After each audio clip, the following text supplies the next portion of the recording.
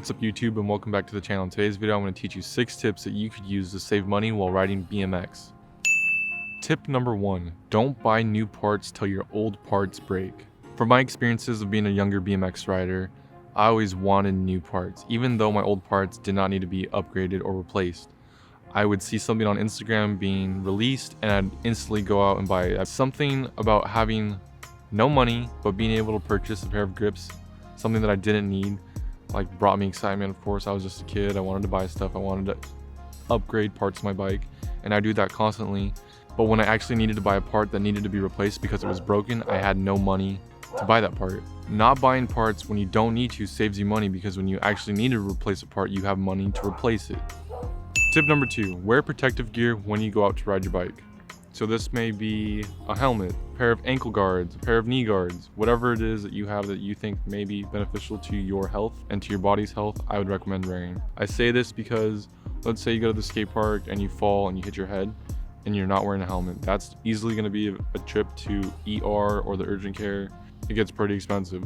That could easily be avoided if you were wearing a helmet. I've hit my head multiple times while wearing a helmet, and you get up and it's a pretty good feeling to know that you really saved your health, your body's health, and you're not paying $500 for a medical bill or even more.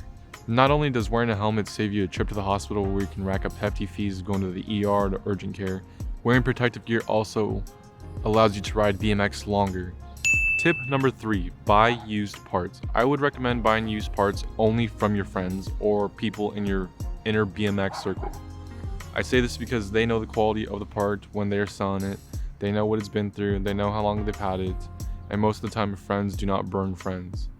I say this because buying a part from somebody over Craigslist or something, you don't know how long the part has been ridden, you don't know the quality of the part, and if you want your money back or if the part breaks, who are you going to go back to? You can't really go back to somebody over the internet. So that's my asterisk. Buy used parts because they save you a lot of money, because bike parts can get really expensive. A BMX frame normally runs around $400, and let's say you buy it used, that easily can cut in half or even less than that. Tip number 4, learn how to work on your own bike to avoid bike shop fees. I've been riding BMX for roughly 5 years, and in those 5 years I've learned to work on almost every part, every service that my bike ever needs. When I first started riding, I didn't even know how to change a bike tube. Now I can do that. I can do stuff with the headset, with the bottom bracket, with chewing a wheel. It really takes time, but it's very beneficial to your wallet. I know many people that ride BMX and they have no clue on how to service their bike, and most of the time they have a friend do it or they take it to the bike shop. If you take the time to educate yourself and learn how to service your own bike, you can greatly expand the life of your bike, and you can also save a lot of money in the long run. So that is something I really recommend that you do. Tip number 5, wear your old clothes when you go out to ride BMX. I don't know why, but it's a trendy thing to do, to go out, buy some new shoes, buy some new pants, buy your new clothes, and then go out to the skate park or go out to the streets and completely get obliterated or destroyed. And then you get up and you see that your shoes are all scuffed up, your pants are ripped, you got a big hole in the back of your shirt, got crazy sweat stains. And I just can't understand why someone would want to do this. Maybe if you want to flex on others, hey, go for it. But if you're a kid in high school like I was, you really don't have a lot of money and your parents buy you your clothes, so they're not really happy when you come home and it's all destroyed. So I would recommend wearing your old clothes. Typically, I have 2 sets of shoes. I have a pair of shoes for riding and I have a pair of shoes for going out. The pair of shoes for going out, I use them for 5-6 months, and then I transition them to riding shoes. So once they're a little bit older, once they have a little bit more age on them, then they become my riding shoes, and then I ride them till they die, and the cycle starts all over again. Tip number 6, do proper maintenance on your bike so the parts last longer. This also is pretty related to tip number 4, but it's a little bit different. So let's say that you get your bike and you get a new pair of pedals.